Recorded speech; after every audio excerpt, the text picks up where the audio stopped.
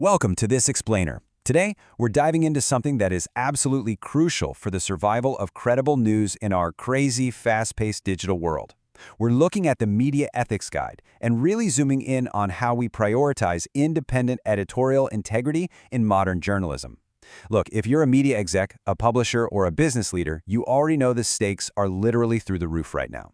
Trust is super fragile, information spreads like wildfire, and man, the pressure on newsrooms is just relentless. So, it brings up a pretty provocative question. Can true editorial independence actually survive the digital age? I really want you to chew on this as we go through the explainer, because right now, editorial independence is under siege. It's incredibly tough to keep the public's trust when the lines between objective reporting and commercial interests seem to get blurrier every single day. Where in this environment, we're just publishing the truth, well, isn't enough anymore. You have to prove constantly that your truth hasn't been bought and paid for. Think about what we're up against here. You've got algorithms dictating what gets seen purely based on engagement, rather than, actual importance. Then there's commercial influence shaping the revenue models that newsrooms absolutely depend on to keep the lights on. And of course, sponsored narratives that subtly weave their way into our daily feeds.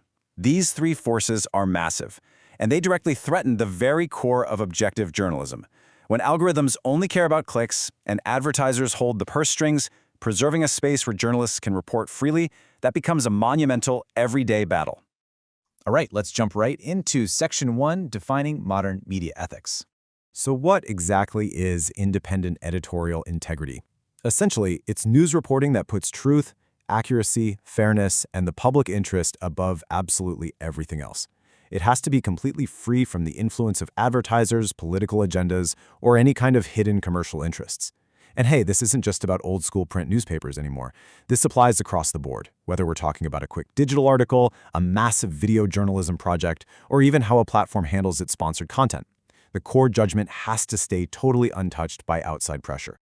To actually uphold that integrity, we lean on some core pillars of ethical publishing. Fact-checking and source verification, those ensure accuracy.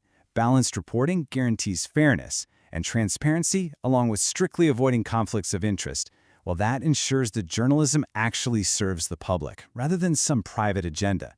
If a newsroom lets even one of these pillars crack, the whole foundation of their credibility starts to crumble. Moving right along to Section 2, the Audience Data Paradox. Okay, there's this massive misconception out there that using audience data automatically ruins your ethics. The data is just this tool to manipulate narratives and twist facts for cheap clicks. But actually, scratch that. The reality is completely different. When you use it right, audience intelligence actually boosts editorial responsibility. It lets media organizations figure out what readers really care about without ever influencing the truth of the reporting. It's all about finding relevance, not about manipulation. Let's break it down with a super practical three-step scenario. First, your analytics flag a spike in reader interest around environmental issues. Second, seeing this data, editors decide, hey, let's put more budget and resources into our climate investigation teams. But here is the absolute game changer. Step 3. The journalists go out and report the facts with total independence. The data pointed them in the right direction, it told a newsroom what the audience cared about, but it did not dictate how the story was framed or told. That right there is how you balance knowing your audience with keeping your ethical independence intact. Let's shift gears now to Section 3. Navigating PR distribution and transparency. Standard PR distribution services, things like press releases, media outreach, corporate communications, they are absolutely vital. They're basically the arteries of the digital media economy. They let organizations get their official statements out there, but they also pose a massive ethical risk if they aren't handled with total transparency. If a PR piece starts masquerading as independent journalism, you've got a major ethical breach on your hands.